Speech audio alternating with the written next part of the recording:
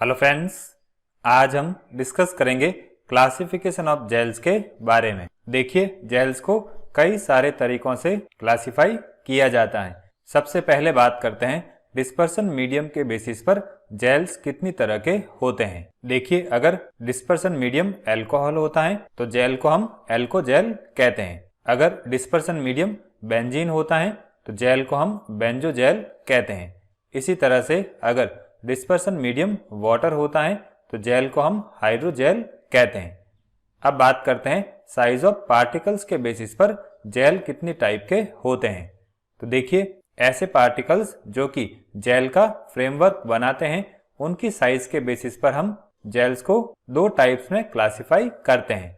एक हो जाएंगे कॉलोइडल जेल और दूसरे हो जाएंगे कोर्स जेल। कोर्स जेल के केस में पार्टिकल की साइज बड़ी होती है। अब अगर अगर एक तरह का कॉलोइडल जेल होता है। फिर बात करते हैं केमिकल कंपोजिशन के बेसिस पर जेल कितनी टाइप्स के होते हैं। देखिए, अगर जेल में इनऑर्गेनिक सॉल्वेंट प्रेजेंट होता है तो उसको हम इनऑर्गेनिक जेल कहते हैं। इसी तरह से अगर जेल में ऑर्गेनिक सॉल्वेंट प्रेजेंट होता है तो उसको हम ऑर्गेनिक जेल या ऑर्गेनोजेल कहते हैं। फिर बात करते हैं प्रॉपर्टीज के बेसिस पर जेल कितनी टाइप्स के होते हैं। तो इसमें फर्स्ट टाइप हो जाएगी इलास्टिक और हीट रिवर्सिबल जेल्स की। देखिए, इस तरह के जेल इलास्टिक प्रॉपर्टीज रखते हैं और जब इनको हीट के थ्रू डिहाइड्रेटेड कर देते हैं तो ये इलास्टिक सॉलिड फॉर्म में कन्वर्ट हो जाते हैं, और अगर हम इनमें वाटर ऐड कर देते हैं तो ये वापस जेल में कन्वर्ट हो जाते हैं। तो इसीलिए इनको हम रिवर्सिबल जेल कहते हैं। अब ये किस वजह से होता है? तो देखिए, इन जेल के जो फाइबर्स होते हैं वो फ्लेक्सिबल होते हैं, और जब इनमें वाटर ऐड किया जाता है या इनका हाइड्रेशन किया जाता है तो ये फाइबर्स वापस एक्सपेंड हो जाते हैं और जेल बना देते हैं। इनके एग्जाम्पल हो जाएंगे जिलेटिन जेल, अगार अगार एटसेट्रा। फिर बात करते हैं नॉन इलास्टिक और इरिवर्सिबल टाइप जेल्स के बारे में।